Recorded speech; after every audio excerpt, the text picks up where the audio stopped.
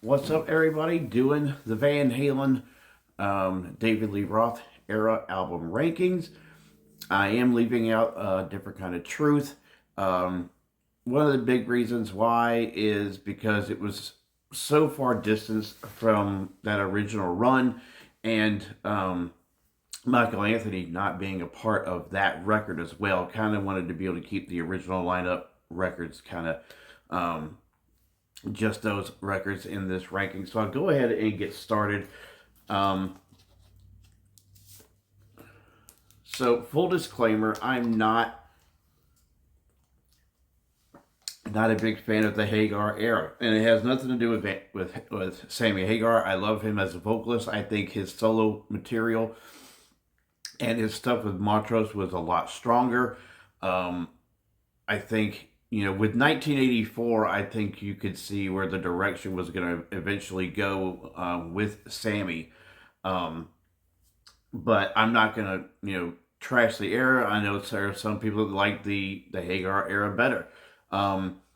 It's one of those instances where I don't think that album sales and Billboard charts really make the difference between the two versions of the band. I'm not one of those people that pays attention to the top 100, how many gold albums, platinum albums, whatever. To me, I just think the Roth era sounded better. So with that, we'll go ahead and get into it. And so the first record I'm going to show, I think pretty much most everybody would agree with Diver Down being number 6. They got a good bit of covers on this album. Where Have All the Good Times Gone's a good song. Hang 'Em High's pretty good. But really, other than that, Big Bad Bill isn't a terrible song. But other than that, it's really not anywhere close to being their best work. The next album I'm going to show, I just talked about, and that is 1984. Got a lot of radio hits, which I said, I think is part of what kind of started that shift with the Van Hagar era. But you can't deny, certain songs on here, like, Panama being a big one. Jump, I think, was the first single off of this album. Got a lot of really, big hits off this album. But, like I said, I think they kind of overproduced it as well. Next up, I just recently listened to this album, and for a long time, it was actually my favorite Van Halen album.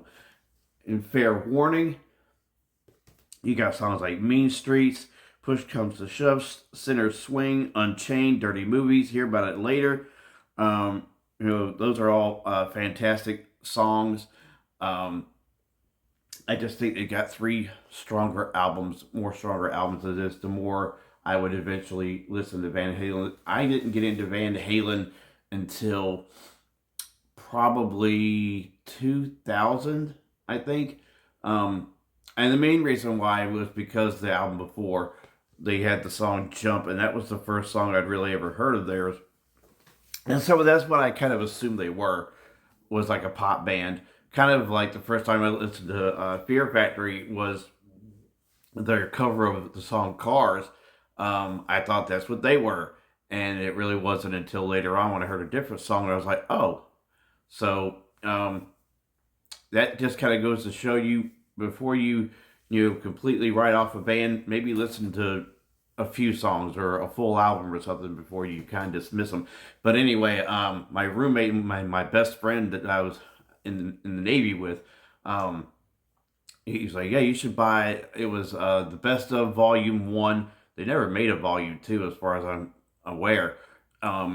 and that had a little bit of the Sammy era. Most of it was Roth, and that kind of got me into them a little bit. So the next one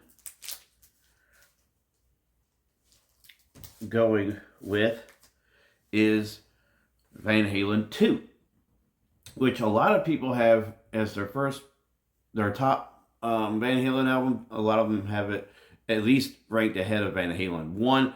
I do think there's some really great songs on here. I don't particularly care for Dance the Night Away. Somebody called me a doctor's really good. You're no good.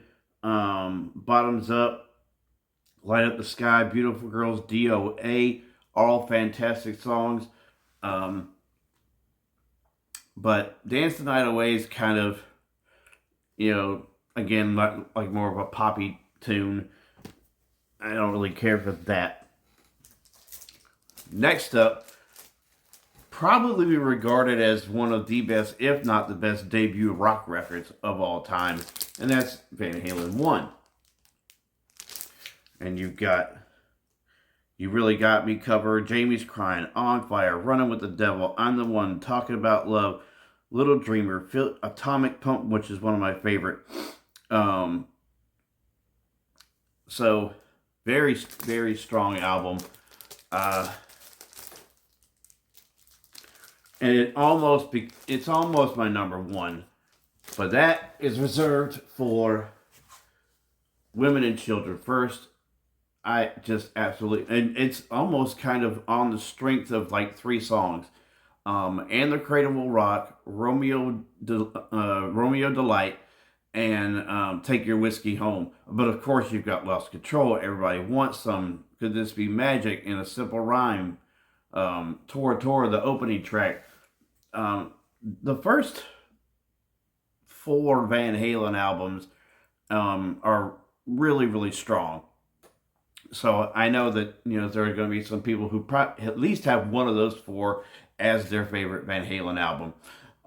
But this is the one I have, and I'm interested to see if anybody wants to jump on and make a thread of this, or if they want to just comment how they rank these albums. Even if they want to add the last one they did, which was I think 2015 or something like that. But that's where I have the first 6 Van Halen records ranked. Interested to see what you have. And again, thanks for watching, and God bless.